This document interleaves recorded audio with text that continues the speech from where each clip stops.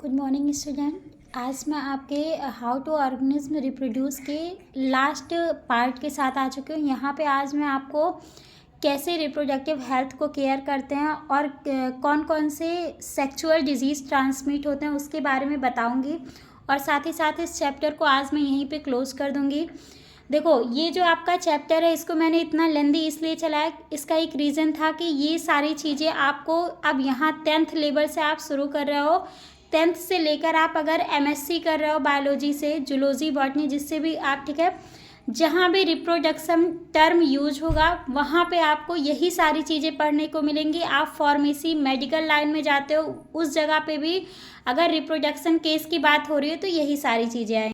अब मैं आज का टॉपिक स्टार्ट करती हूँ। ध्यान से इसको पढ़िएगा और जिसको भी नोट्स की नीड होगी वो स्क्रीनशॉट ले लीजिएगा। उसके पहले मेरे चैनल को लाइक और सब्सक्राइब जरूर कीजिएगा, जितने लोग भी देख रहे हैं इस चैनल को।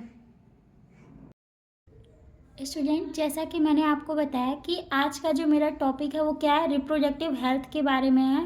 रिप्रोडक्टिव हेल्थ का सेंस होता है, it means A total well being in all aspect of reproductive, that is physical, emotional, social and behaviour. मतलब एक रिप्रोडक्टिव जो ऑर्गन है, रिप्रोडक्टिव केस है, उसको छोड़कर बाकी अदर भी, उसके साथ साथ अदर भी जितने हेल्थ होते हैं उसको ध्यान में रख के जिस चीज़ की स्टडी हम लोग कर रहे हैं उसको क्या बोल रहे हैं, रिप्रोडक्टिव हेल्थ बोल रहे हैं इसमें। अब देखो, प्रेगनेंसी को अवॉइड करने के लिए कंट्रासेप्टिव आते हैं, ठीक। उसके लिए मैंने आपको बताया, इट इज़, देखो, कंट्रासेप्शन पहले होता क्या है ये चीज़ आपको पता होना चाहिए। It is the avoidance of pregnancy, it can be achieve. तो ये क्या होता है, प्रेगनेंसी को कंट्रोल करने के लिए, अवॉइड करने के लिए होता है। आप कह सकते हो कि हमारे पॉपुलेशन को कंट्रोल करने के लिए भी कंट्रासेप्शन का यूज किया जाता है, ठीक। देखो, मेथड ऑफ कंट्रासेप्शन जो होता है वो 3 मेथड होते हैं। पहला तो आपका क्या होता है, फिजिकल बैरियर होता है। दूसरा मेथड जिसे हम बोलते हैं सर्जिकल मेथड, सर्जरी करा दी जाती है, ठीक है। और तीसरा मेथड होता है केमिकल, जो हम लोग ओरल लेते हैं ना मेडिसिन, उसको हम लोग बोलते हैं केमिकल मेथड, ठीक। तो देखो, जो फिजिकल बैरियर है वो क्या होता है, to prevent union of sperm and egg. वो फिजिकल बैरियर के थ्रू हम क्या करते हैं, जो आपका स्पर्म होता है, उसका मेल का स्पर्म और फीमेल का जो एग होता है उसको हम मिलने से रोकते हैं, ठीक। ये किसके थ्रू हम लोग करते हैं, इसके एग्जाम्पल हैं जो मेनली इस समय वो है क्या, कंडोम्स, डायाफ्रागम एंड उसके बाद फिर आपका क्या है, सर्वाइकल कैप, ठीक है। वो मिस हो गया, अभी मैं उसको सही कर दे रही हूँ, फिर आप लोग स्क्रीनशॉट लेना।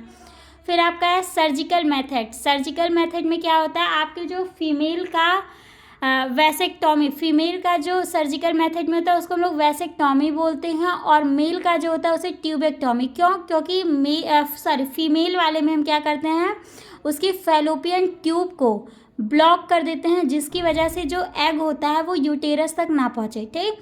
और जो मेल होता है उसमें क्या होता है, it is also called sterilization in vasectomy. Vasectomy जो होता है उसका स्टेरिलाइजेशन किया जाता है, जिसमें क्या होता है, the vas deferens of male is block to prevent sperm transfer, जिसकी वजह से जो वेस्ट डिफरेंस जो आपके स्पर्म को ट्रांसफ़र करता है उसको हम लोग क्या करते हैं, ब्लॉक करवा देते हैं उसमें।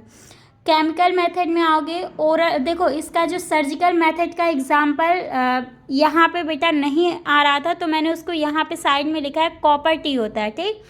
फिर आपका केमिकल मेथड में जाएंगे तो वहाँ पे होता है ओरल कंट्रासेप्टिव, ठीक है। ओरल मेडिसिन लोग लेते हैं प्रेगनेंसी को रोकने के लिए। Changes the hormonal balance to check the egg release in female, ठीक, जो कि क्या करता है, आपके फीमेल का जो एग रिलीज होता है उसको कंट्रोल करता है, चेंज करता है। हार्मोनल एक्टिविटी को जब चेंज कर देगा बैलेंस को, तो अपने आप जो है आपके एग जो फीमेल का बनता है उसमें कंट्रोल हो जाएगा। वो मतलब कंट्रोल का सेंस यहाँ पे आप कह सकते हो कि वो मेल के स्पर्म के साथ फर्टिलाइज नहीं होगा। अब यहाँ पे जो आपका मिस हो गया है मैं उसको लिख दे रही हूँ। जितने लोग को स्क्रीनशॉट लेना आप ले लीजिए, फिर मैं नेक्स्ट टॉपिक, इसका लास्ट टॉपिक जो है सेक्सुअल ट्रांसमिटेड डिजीज़, उसको पढ़ा के फिर आज का ये टॉपिक ख़त्म करती हूँ। ये रहा इस चैप्टर का लास्ट टॉपिक जो कि है सेक्चुअली ट्रांसमिटेड डिजीज़, ठीक है। पहले आप ये समझ जाओ कि सेक्चुअली ट्रांसमिटेड डिजीज़ का मतलब क्या है। देखो, एक आप कह सकते हो कि ये ड्यूरिंग सेक्स कंडीशन के टाइम में अनसेफ सेक्सुअल कांटेक्ट की वजह से सेक्सुअल डिजीज़ कॉज होते हैं, उसी को हम लोग बोलते हैं सेक्सुअली ट्रांसमिटेड डिजीज़। ठीक है, ये 2 टाइप्स के होते हैं। आपका पहला होता है वायरल सेक्सुअल ट्रांसमिटेड डिजीज़, दूसरा है बैक्टीरियल सेक्सुअल ट्रांसमिटेड डिजीज़। ठीक, वायरल के केस में आप लोगों ने सुन रखा होगा HIV एड्स, काफ़ी फेमस है, जिसमें HIV जो होता है ये एक वायरस है जो कि एड्स को फैलाता है। एड्स आपका क्या है, एक्वायर्ड एमिनो डिफिशियंसी सिंड्रोम। अब ये काफ़ी अच्छा टॉपिक है आपका, यहाँ पे इसको डिजीज़ ना कह के हम सिंड्रोम क्यों कह रहे हैं।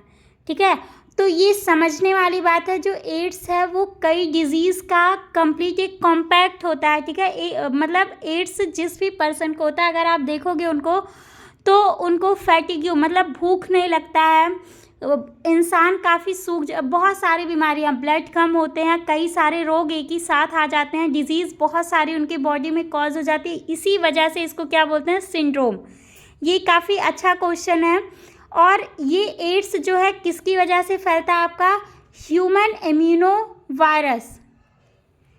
ठीक है, human immuno deficiency virus, HIV का फुल फॉर्म होता है ह्यूमन इम्यूनो डिफिशियंसी वायरस, जिसकी वजह से आपका क्या होता है, एड्स फैलता है। दूसरा आपका वार्ड्स रोग है, ये भी आपका वायरल सेक्सुअल ट्रांसमिटेड डिजीज़ है। थर्ड आपका आता है वो है आपका इसके बाद आपका जो दूसरा कैटेगरी है STD में वो है बैक्टीरियल सेक्सुअल ट्रांसमिटेड डिजीज़, जिसके एग्जाम्पल क्या हैं, सिफिलिस है, गोनोरिया है। ठीक है, ये काफ़ी इम्पॉर्टेंट, तो आपके सारे इस चैप्टर में जितने टॉपिक थे आपके रिप्रोडक्शन में सारे इम्पॉर्टेंट थे, क्योंकि अब ये आगे आप कहीं भी पढ़ेंगे तो यही सारी चीज़ें पढ़ेंगे। अब लास्ट मैंने ऐसे लिख दिया है, STD are communicated during unsafe. जो STD है वो फैलता है, क्यों फैलता है, जब आप अनसेफ सेक्सुअल कांटेक्ट में आते हैं उस कंडीशन में। इसी के साथ आज का वीडियो मैं ख़त्म करती हूँ। नेक्स्ट टॉपिक के साथ मैं मिलती हूँ नेक्स्ट वीडियो में। आप सबसे रिक्वेस्ट है कि ज़्यादा से ज़्यादा मेरे चैनल को शेयर कीजिए, सब्सक्राइब कीजिए और लाइक कीजिए।